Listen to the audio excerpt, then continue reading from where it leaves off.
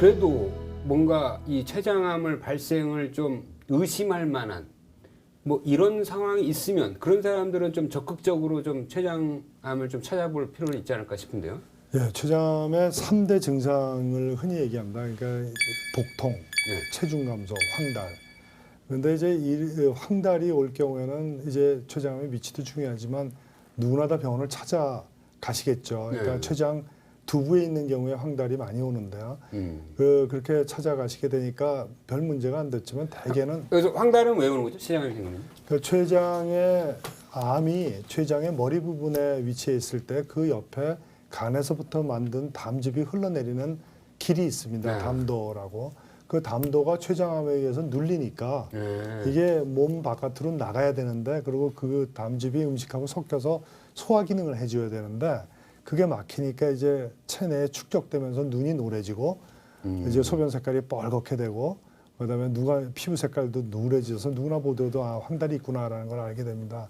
그래서 황달이 아주 중요한 증상 중에 하나죠. 그렇게 막혀서 황달이 올 정도면 그것도 이미 진행된 거 아닌가요? 대부분이 진행이 되는데 아까 김선혜 교수님 케이스가 어떠신지 몰라도 제 환자들 중에는 아주 암 크기가 1cm, 2cm밖에 안 되는데도 불구하고 위치가 담도 바로 옆에 있어갖고 황달로 먼저 이제 병원을 왔는데 수술 후 뭐 임파선 전이도 없어갖고 지금까지 생존해 계신 분들이 이제 몇 분 계시는데요. 그런 분들은 굉장히 운이 좋은 분들이죠. 그러니까요. 굉장히 그렇지만 대부분은 사실은 이런 3대 증상이 나왔을 때 많이 좋지가 않은 상태로 이제 발견되는 게 많은데요. 그러니까 3대 증상이 황달하고요.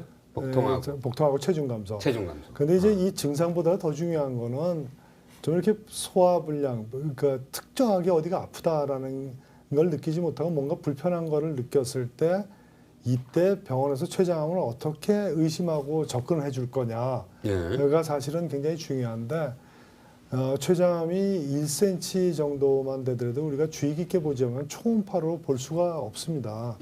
그리고 더군다나 췌장이 암이 꼬리에 있을 경우에는 그 앞에 장 가스들이 있어갖고 초음파는 정확치가 않거든요. 그래서 이 지속적으로 의심이 될 때 초음파 다음에 우리가 뭘 할 거냐. 췌장암을 의심 갖고 즉 CT라는 거 이런 좀 더 나은 영상 검사를 추진하고자 하는 그런 관심이 필요하고요. 두 번째는 췌장암을 의심할 수 있는 피 검사가 있는데 그 중에 이제 CA19-9라는 종양 표지자 검사가 있습니다. 근데 이게 이 피 검사가 민감도 및 특이도가 한 70%, 75%요 사이에 불과하기 때문에 이것만 갖고 아니라고 췌장암이 아니라고 얘기할 수 없다. 그렇기 때문에 이 검사를 전적으로 의존할 수 없지만 이 검사가 아니더라도 아까 말씀드린 3대 증상하고 지속적인 소화불량이 있을 경우에는 췌장암을 한번 의심해봐야 된다라는 생각이고요. 특히 더 중요한 건 소화불량이 있을 때 흔히 초음파 검사, 위내시경 검사, 대장 내시경 검사, 그다음에 혈액 검사 이렇게 저희들이 검사를 하지만 이런 검사를 갖고 별게 없다고 해서 바로 안심할 것이 아니라 증상이 좀 지속되면 그 다음 단계의 검사를 한번 좀 생각해봐야 된다. 그런 검사에서 전혀 이상이 없이 나왔는데도 계속 뭔가 체중이 계속 줄고 뭔가 증상이 지속된다면 의심해봐라는 거죠. 여기서 체중 감소라는 게 정확히 어느 정도? 보통 이렇게 뭐 한 달에 1, 2kg는 빠질 수 있잖아요. 그러니까 6개월 내에 자기 정상 체중의 한 5% 정도. 5%. 그러니까 자기 체중에. 네, 자기 체중에 그 정도 감소하면 이건 뭔가 문제가 있구나라고 좀 인식을 해서 병원 오시는 게 중요해요. 그러니까 자기가 뭐 일부러 뭐 다이어트를 했거나 아니면 운동량을 확 늘렸지 않았는데도 6개월 정도에 자기 체중이 약 5% 정도 빠지면 이상하죠. 사실 뭐 프로수가 중요한 게 아니라 이렇게 점차 체중 감소가 특별한 이유 없이 다이어트도 안 했고 그럴 이유도 없는데도 불구하고 빠졌다 그러면 한번 가보셔야 되고요.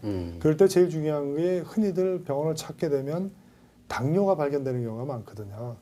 그 체중 감소의 원인이.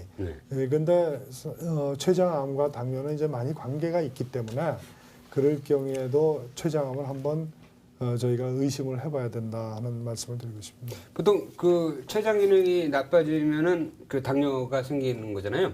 뭐 인슐린 분비가 안 된다든지 인슐린이 작동 안 한다든지. 그러면 당뇨 환자한테 췌장암이 많습니까, 김 교수님? 당뇨한테 췌장암 환자가 많이 발생하는가? 당뇨 환자. 그는 지금 논란의 여지가 많습니다. 아, 그래요? 네. 과거에는 이제 당뇨 환자에서 췌장암이 많이 발생한다고 그랬는데 네. 요즘 데이터를 보면은 꼭 그렇지는 않다는 발표도 많고. 아, 좀 이렇게 논란인데. 네. 송 교수님, 이거 뭐 국제적으로 이렇게 뭐 장기간 뭐 조사한 건 없나요? 암 발생 원인에 이제 여러 가지 식품, 그다음에 당뇨 이런 주변 환경적인 질환, 동반 질환 뭐 이런 거하고 같이 얘기들을 많이 하는데 우리가 흔히 췌장암은 비만일 경우에 2배, 당뇨일 경우에 2배, 흡연할 때 2배거든요. 그런데 이게 김선일 교수님 말씀대로 그 2배라는 의미는 어떻게 보면 높게 보일 수도 있지만 사실은 일반적으로 볼 때 큰 직접적인 원인은 아니죠. 근데 이제 당뇨가 두 가지 측면으로 생각을 하셔야 됩니다. 그러니까 당뇨가 췌장암을 직접 유도를 하는 거냐, 네. 아니면은 당뇨가 췌장암 발생률을 높이는 거냐, 아니면 췌장암이 생길 때는 여러 가지 물질 중에 우리 몸의 당 대사를 방해하는 물질들이 나옵니다.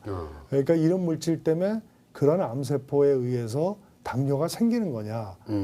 또 이런 두 가지 측면도 우리가 생각을 해볼 때 하나 중요한 거는 당뇨와 췌장암이 닭이 먼저냐 알이 먼저냐의 문제일지도 모르지만 분명하게 관계는 있다라는 거는 우리가 조금 염두에 두어야 될 것 같고요.